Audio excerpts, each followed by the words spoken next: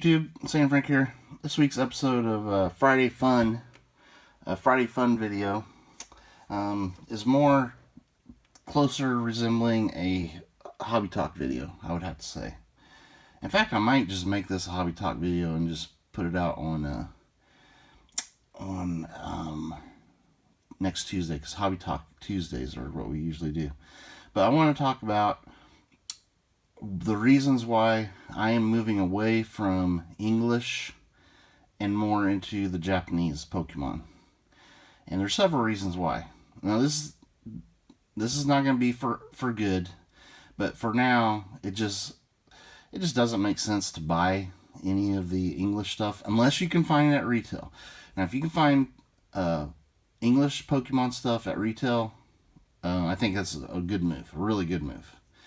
But at least for me in my area, and I don't camp out on Pokemon Center. I don't have bots, so for these types of reasons, I just can't ever find any English stuff at retail prices. Which once in a while I'll get something, but I'm not gonna stop collecting English sealed stuff for good, but I will just buy the very bare minimum for my collection. And that's it. And also, I'm not really buying a lot of English singles either, and I'll go into those reasons also. But here's some big reasons why. Each set since Twilight Masquerade, this is when this is kind of started. There's been a ton of people. I'm not sure. Some people say they're from crypto or whatever. But there's been a huge influx of people buying the new sets, and you've noticed this. I'll back up even in like another year or so. At the start of the Scarlet and Violet era, you could buy all the Pokemon you wanted, and I did. I have really nice positions in Scarlet and Violet, Obsidian Flames, Paradox Rift. Paldea Evolved I don't have a ton of, but I do have some. And the reasons for that was everything was fair priced. There wasn't a frenzy for Pokemon, like an unsatisfiable frenzy going on like it is now. Now, yes, I love that the prices of my boxes have gone up, but I don't love that now it's almost impossible to get any of the new sets coming out. And like I said, starting with Twilight Masquerade, prices shot up very quickly after that set came out. I was able to get in on the pre-order prices, no problem, just like always. And then very quickly, the Twilight Masquerade boxes went up. And one thing that was notable about Twilight Masquerade was they had the Greninja EX Special Illustration Rare Chase card that the Special Illustration Rares before Twilight Masquerade were not super tough to pull. In Twilight Masquerade, it became very difficult to pull the Secret Illustration Rare. And, of course, the prices of that card skyrocketed. They're still very expensive. But that's when the box prices really went up. I'm guessing from people trying to pull this card, just ripping through product. I think once that excitement of a hard to pull card came around, the rip and shippers really started flourishing, and I think there's so many rip and ships, whatnot, YouTube, Facebook. I mean, I don't know where all these different sites are. I'm mainly a YouTube person. And Fanatics Live, there's thousands of people breaking products online. It's gotten so ridiculous that some of these places are actually ripping individual packs of cards, selling each card as a spot. It's mind-blowing to me how crazy it is. Anyway, ever since that set came out and the pull rate of the chase card got very difficult, each set has gotten more and more difficult to get hold of, and the prices have gone up and up and up. And like the next set was Surging Sparks, it was pretty expensive. Yeah, this is gonna be a hobby talk episode, guys. I was thinking it was gonna be a quick Friday fun video, but no, this is gonna be full blown hobby talk episode. Yeah, Surging Sparks. Again, you have the special illustration rare Pikachu. You have the special illustration rare Latias. Just, you know, that set I had to buy. That was the most I ever paid for a brand new booster box on release, just because I wanted to have one for my collection. And I always try to collect two of each one, and I had to pay even more, even though I waited a while, but the prices were not coming down. I was able to find one at what it ended up being a decent price, but it was way more than I wanted to pay. So, and then I have my individual pack collections too. So, you know, basically starting with Twilight Masquerade, I have the bare minimum just to meet my collection. And you've probably noticed I don't open a lot of those packs from those sets on the channel just because I don't have any. I can't find any. You know, because I don't believe in paying these insane prices that are these brand new boxes are commanding, except to get by with the bare minimum for my collection. And thankfully, I have a lot of sources online from shops I've dealt with for years that they are really cool with new products, and their main customers and their game players, they set aside boxes at, you know, they're still pretty expensive, but they're not as crazy prices as the basic secondary market prices. And like the big three online sellers sell stuff for just incredible gouged prices. Yeah, it's crazy. So Surging Sparks, I really like that set, but of course, you know, it's pretty much already out of my buying range. Like, even for me to want to put a few boxes away. And I'll tell you why that here in a minute too. Okay, so the next set that came out, I believe, was Journey Together. Same thing. I was able to secure a box. This was again the most I ever paid for a box on release price, and it was still way cheaper than everywhere else. I eventually found another second one, booster box for my collection, and you know, I was able to find the packs. I had to pay a little more than I wanted, but I got the packs for my pack art collection. So Journey Together, but I don't have much extra of that. Again, and that was a set that people were like, "Oh, this is a terrible set." It's not a terrible set. It's a really nice set, and it's held up on the prices there. But again, I don't think it's super smart move to buy a bunch of it, and I'll tell you why here in a minute. The next set, Destined Rivals. Now, everybody knew that this is based on Team Rocket. Everybody knew this was going to be a hot set. It's probably the most hyped new set that Pokemon has put out in a long time. Oh wait, was Prismatic Evolutions was in between that, of course. That was a absolutely insane set. Again, I've never seen Prismatic Evolutions at retail ever anywhere. I did get one ETB, and a couple times I was able to get hold of like a little collection box or something to have packs to open on the channel. So I have very little of that. I did get, I went ahead, I really liked the UPC, and I bought two of those. I had to pay up a little bit for those, but I'm pretty sure those will, I won't get bit by those because I don't think I overpaid for them.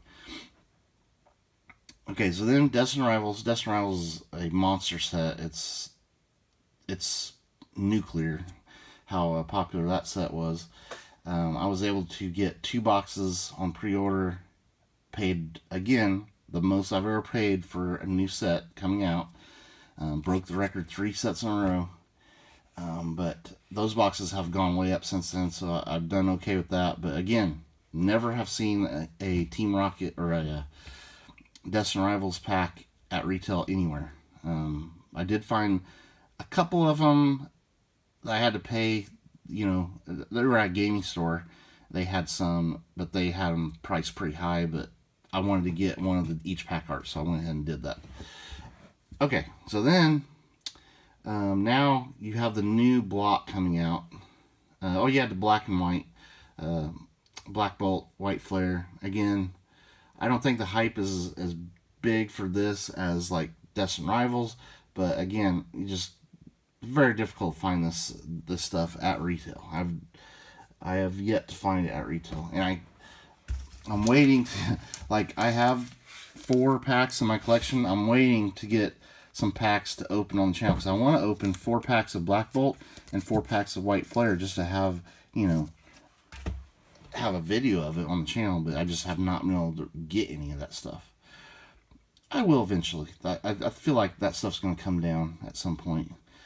And then the next set that's coming out, we're done with Scarlet and Violet now. Now we're going to the Mega block here, the Mega generation here, and Mega Evolution is coming out, and I am shocked at how expensive that stuff is.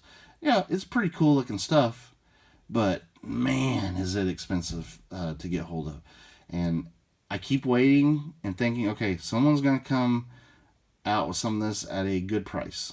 And I'm being patient. I'm being patient because I'm talking the prices that I would have to pre-order Mega Evolution booster boxes at right now. I mean, I thought I paid way too high to get Destined Rivals just for my collection. I would say it's gone up at least 50 to 75% more expensive on the pre-orders for Mega Evolution. And, it's...